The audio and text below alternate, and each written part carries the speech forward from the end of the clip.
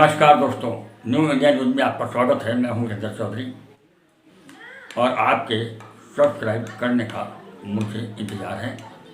आप सबसे पहले जो वीडियो के नीचे लाल रंग में दिखाई दे रहा है सब्सक्राइब, उसके बेल आइकन को दबाएं और ऑल पर जाकर के फिर उसे दबाएं ताकि आपको हर खबर वेस्टर्न यूपी की मिलती रहे। अब जो मैं आपको बताने जा रहा हूं कि सन 90 के दशक से भगत सिंह वर्मा लगातार गन्ने की लड़ाई लड़ रहे हैं, किसानों की लड़ाई लड़ रहे हैं और वेस्टर्न यूपी को अलग राज्य की लड़ाई लड़ रहे हैं। लेकिन जन आंदोलन क्यों नहीं बन पाया ये तो अलग बात है। लेकिन अब इस लड़ाई के अंदर ये जो चिंगारी सुलगती जा रही है धीरे धीरे, जिस चिंगारी को भगत सिंह वर्मा ने लगाया है वो पहुंच गई है बरेली मुरादाबाद तक, इधर पहुंच गई है वो आगरा तक। उसी के परिप्रेक्ष्य में ये आग कहाँ तक पहुंची और धुआं कहाँ से निकलने शुरू हुआ, तो आज मेरे पास परीक्षितगढ़ के राम कुमार जी से मुलाकात हुई। तो उन्होंने मुझे ये बताया कि जिस लड़ाई को भगत सिंह वर्मा लड़ रहे हैं, अब ये बात हमारी समझ में आने लगी है कि वेस्टर्न यूपी बनना क्यों ज़रूरी है। और उन्होंने भी ये कहा है कि वो भगत सिंह वर्मा से मिलेंगे और इस संबंध में जिम्मेदारी भी लेंगे। तो देखिए क्या कहा राम कुमार जी ने और ये चिंगारी धीरे धीरे कैसे कैसे कहाँ तक फैल रही है। दोस्तों मैं बता दूँ, अगर ये लड़ाई परीक्षितगढ़ हस्तिनापुर पहुँच गई है तो ये वही हस्तिनापुर है जहाँ से महाभारत का युद्ध लड़ा गया था।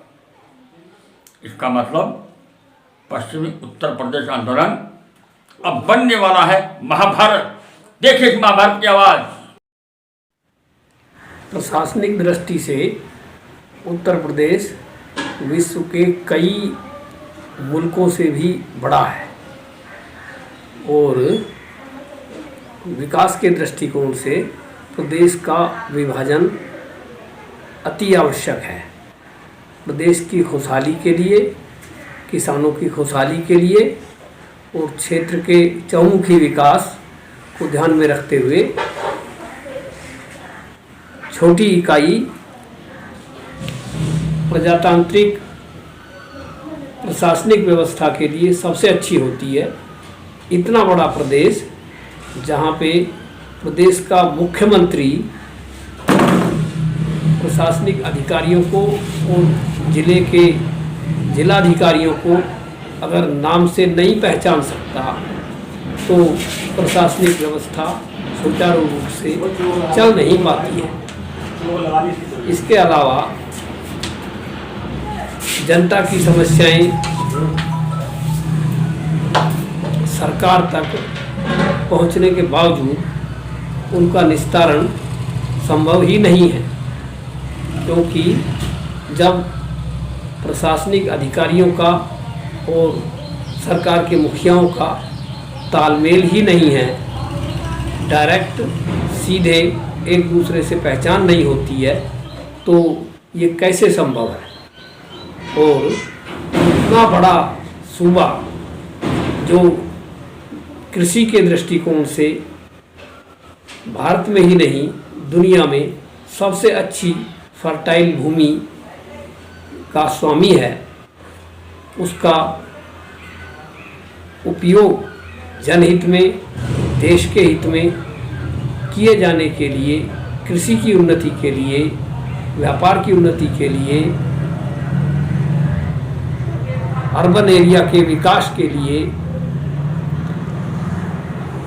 छोटी प्रशासनिक इकाइयाँ होना ज़रूरी है।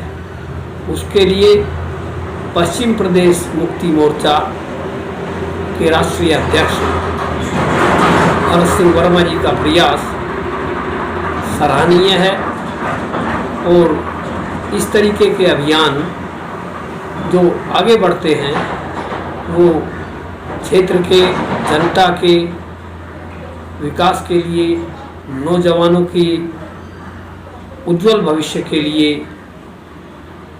रास्ते तय करते हैं। इसके अलावा